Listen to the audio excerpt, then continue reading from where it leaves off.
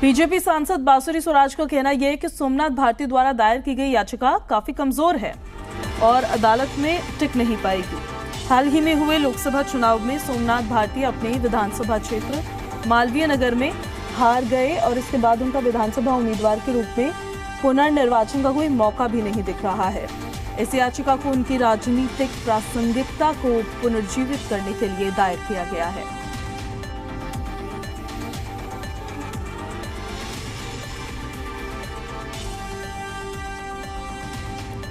तो लोकसभा चुनाव में बांसुरी स्वराज ने सोमनाथ भारती को हराया था। नई दिल्ली लोकसभा सीट पर ये वकील वर्सेस वकील की लड़ाई थी और इसमें बांसुरी स्वराज ने जीत हासिल की थी। अब चलिए आपको ग्राफिक्स के जरिए हम दिखाते हैं कि 2024 में नई दिल्ली सीट पर किसको कितने वोट मिले। बांसुरी स्वराज जो बीजेपी से कैंडिडेट थे 4,53,185 वोट बांसुरी स्वराज को मिले थे। सोमनाथ भारती को 3,74,815 वोट मिले थे। और जिन पर आरोप लगा रहे हैं, राजकुमार आनंद पर आरोप लगा रहे हैं सोमनाथ भारती, उनको मिले थे 5,629 वोट। सोमनाथ भारती अगर इस चुनाव को हारे थे तो इस चुनाव को वो लगभग 78,000 वोटों से हारे थे। और हमारे सहयोगी देवेश कुमार हमारे साथ दिल्ली से लाइव कनेक्ट हो गए हैं। सीधे देवेश का अब हम रुख कर लेते हैं। देवेश, सोमनाथ भारती ने हाईकोर्ट में याचिका तो डाल दी है बांसुरी स्वराज के जीतने को लेकर, अपने हारने को लेकर, राजकुमार आनंद की भूमिका क्या रही उसको लेकर, लेकिन 5,000 वोट ही राजकुमार आनंद को मात्र मिले थे। सोमनाथ भारती तो बांसुरी स्वराज से 78,370 वोटों से हारे हैं। देखिए, बिल्कुल आपने बिल्कुल सही कहा है कि मात्र 5,000 वोट जो है वो राजकुमार आनंद, जो कि आम आदमी पार्टी के नेता भी थे और दिल्ली सरकार में पूर्व मंत्री थे, उनको मिले थे। अब ऐसे में आरोप जो लगाए गए हैं, जो सोमनाथ भारती ने दिल्ली हाई कोर्ट में याचिका दायर की है, उसमें ये जिक्र किया है कि जो राजकुमार आनंद है, जो पूर्व मंत्री थे दिल्ली सरकार में, उनको जो है बीजेपी ने चुनाव लड़वाया है। दरअसल और राजकुमार आनंद जो चुनाव लड़े हैं वो बीएसपी से लड़े, यानी कि बहुजन समाज पार्टी से चुनाव लड़े थे। लेकिन इसके पीछे उदाहरण ये दिया जा रहा है कि वोट काटने के लिए और ये एक रणनीति जो है वो बीजेपी की रही थी। और अभी हाल ही में ये जिक्र भी उस याचिका में किया गया है कि उसके बाद जैसे ही चुनाव खत्म होते हैं तो उसके बाद ही वो राजकुमार आनंद बीजेपी में शामिल हो जाते हैं। ये बड़ी बात जो है याचिका में सोमनाथ भारती ने कही है। 22 जुलाई को कोर्ट में सुनवाई होगी। दूसरी तरफ बांसुरी स्वराज जो कि बीजेपी की सांसद हैं, नई दिल्ली से चुनी है, उन्हीं की जीत को चुनौती दी गई है। उन्होंने इस पर भी अपनी प्रतिक्रिया दी है। उन्होंने कहा कि बहुत ही कमज़ोर याचिका है और कोर्ट में टिक नहीं पाएगी। दरअसल अपनी ही विधानसभा में जो है सोमनाथ भारती हार गए थे, इसका भी जिक्र जो है बांसुरी स्वराज कर रही है, क्योंकि हाल ही में अब चुनाव होने हैं, अगले साल फरवरी में चुनाव होने तय माना जा रहा है। तो ऐसे में इसको राजनीतिक मुद्दा भी बनाने की कोशिश है। दूसरी तरफ हाई कोर्ट जो है सोमनाथ भारती पहुंच गए हैं, लेकिन बीजेपी से जो सांसद चुनी गई हैं नई दिल्ली से, उनका सीधा सीधा कहना है कि वो दोबारा चुनाव होने हैं और वो अपनी विधानसभा में ही, जब लोकसभा चुनाव हो रहे थे तो वोटिंग हुई तो विधानसभा चुनाव में ही हार गए। ये भी एक कारण दिया है उन्होंने, साथ ही साथ कमज़ोर याचिका बताई है। साथ ही साथ एक बात का और जिक्र सोमनाथ भारती ने किया है। सोमनाथ भारती ने ये भी कहा है याचिका में कि जो एजेंट थे बूथ पर, वो बांसुरी स्वराज का फ़ोटो, प्रधानमंत्री नरेंद्र मोदी का फ़ोटो और साथ में जो चुनाव चिन्ह है उसका फ़ोटो भी अपने पास रखे हुए थे। जो वोटर वोट डालने के लिए पहुंच रहे थे उनको वो दिखाया जा रहा था। तो तमाम जो बातें हैं वो याचिका में रखी गई है सोमनाथ भारती की तरफ से, लेकिन मार्जिन बहुत ज़्यादा है। 78,000 से ज़्यादा का मार्जिन है जीत का बांसुरी स्वराज का, और ऐसे में मात्र 5,000 जो वोट पाए हैं राजकुमार आनंद, इस पे कहीं वो केस जो है कमज़ोर होता हुआ नज़र आ रहा है। लेकिन 22 जुलाई को सुनवाई है, तो ऐसे में कोर्ट तय करेगा कि क्या कुछ रहने वाला है, और ये भी होगा कि सोमनाथ भारती की तरफ से क्या कुछ दलील दी जाती है और दूसरी तरफ जो बांसुरी स्वराज है उनकी तरफ से क्या कुछ दलील भी करेगा या फिर नहीं करेगा। दूसरी तरफ सोमनाथ भारती अगर ये भी कहते हैं कि उनको कमजोर करने के लिए इलेक्शंस में राजकुमार आनंद को बीएसपी की तरफ से चुनाव लड़वाया गया, तो ये तो स्ट्रैटेजी हुई बीजेपी की, ये कितना सही या फिर कितना गलत हो सकता है उस पर भी हम आपसे बात करेंगे। मैं आपके पास वापस लौट रही हूँ देवेश। राजकुमार आनंद हमारे साथ बीजेपी नेता कनेक्ट हो गए हैं। राजकुमार आनंद जी, बहुत स्वागत है आपका। आप किस तरीके से देखते हैं, सबसे पहले तो सोमनाथ भारती द्वारा जो याचिका दायर की गई है हाई कोर्ट में, आरोप आप पर ही लगाया गया है कि उनको कमजोर करने के लिए आपका इस्तेमाल किया गया ताकि बांसुरी स्वराज चुनाव जीत जाए? देखिए, मैं यही कहना चाहूंगा कि आम आदमी पार्टी का कोई बेस अब दिल्ली में बचा नहीं है।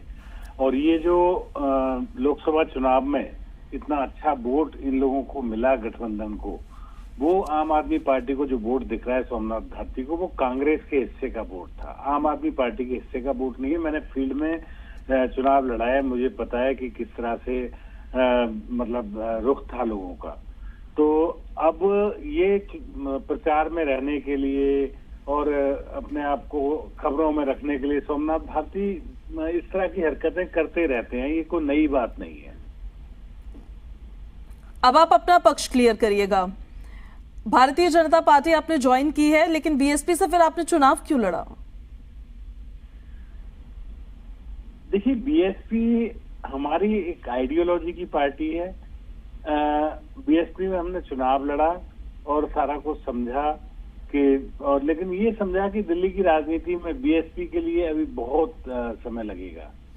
और भारतीय जनता पार्टी में जिस तरह से मोदी जी काम कर रहे हैं, जिस तरह से सब कुछ हो रहा है, आज अगर हम दलित रिप्रेजेंटेशन की बात करें तो दलित रिप्रेजेंटेशन जो मोदी जी ने दिया है, जो आदिवासी वर्ग से लाकर महामहिम बनाया है, जो जितन राम मांझी जी को जो मूसर जाति से आते हैं उनको पहली बार कैबिनेट मिनिस्टर बनाया है, चीफ कैबिनेट मिनिस्टर बनाया है, और कानून मंत्री दलितों का बनाया है। तो ये सैल्यूट करता हूं मैं इस बात को।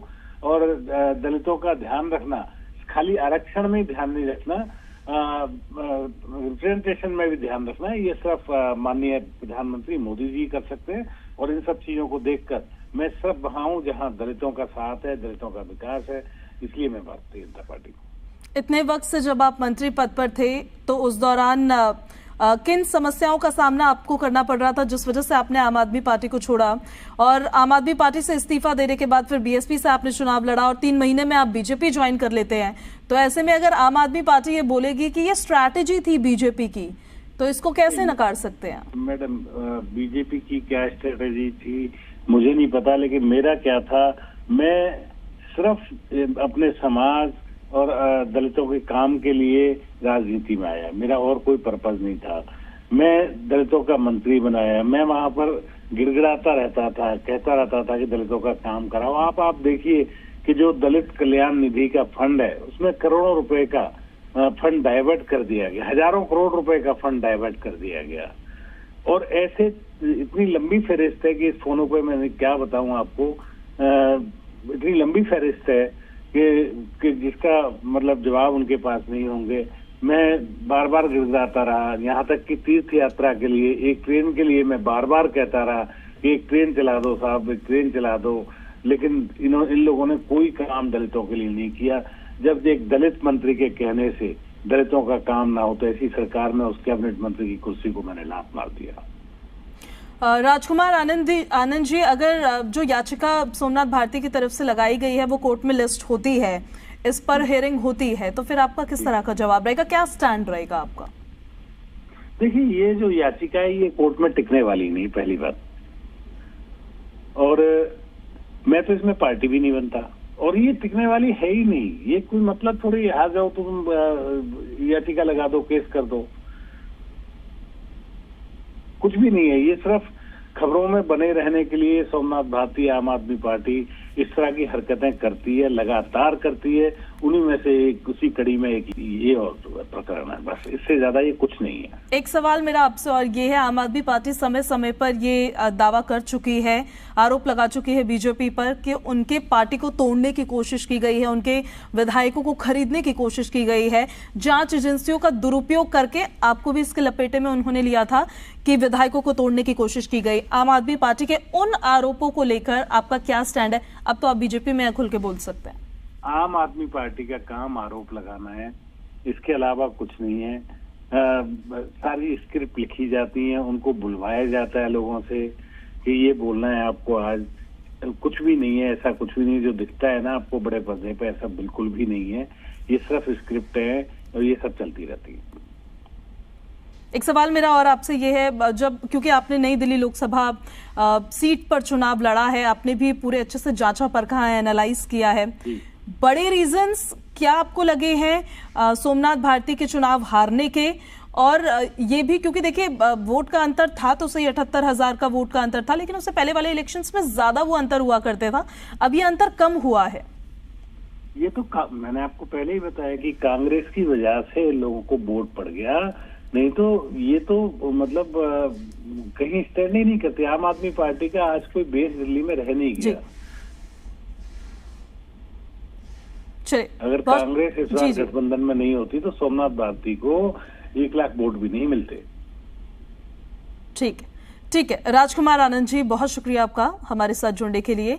देवेश हमारे सहयोगी हमारे साथ लगातार बने हुए हैं। एक बार फिर से देवेश, आपका रुख करते हुए जिस सवाल का मैं जिक्र कर भी रही थी, मैं बोलने ही वाली थी उस टाइम पर, अगर ये स्ट्रैटेजी भी थी भारतीय जनता पार्टी की जस्ट इन केस, तो ये इलेक्शन में अपने कैंडिडेट को जिताने के लिए स्ट्रैटेजाइज बीजेपी ने किया, कितना सही ये है या फिर कितना गलत ये हो जाता है इलेक्शंस के दौरान?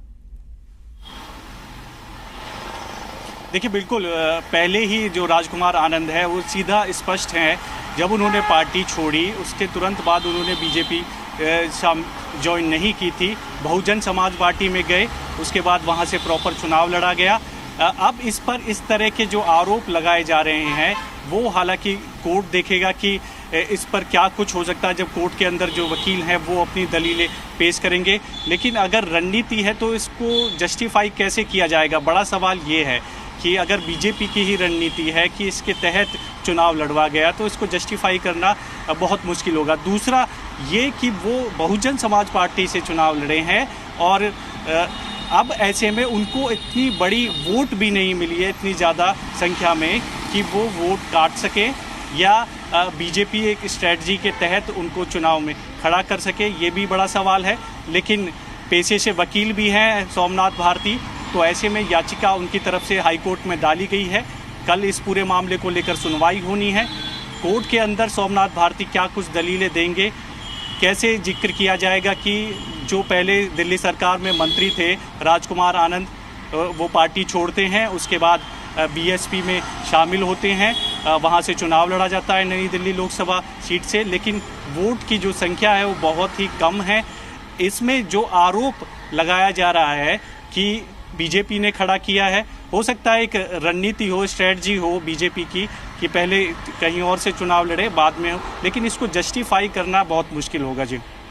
ठीक है देवेश, हम आपसे अपडेट्स लगातार लेते रहेंगे। शुक्रिया आपका फिलहाल इन सारी जानकारियों के लिए।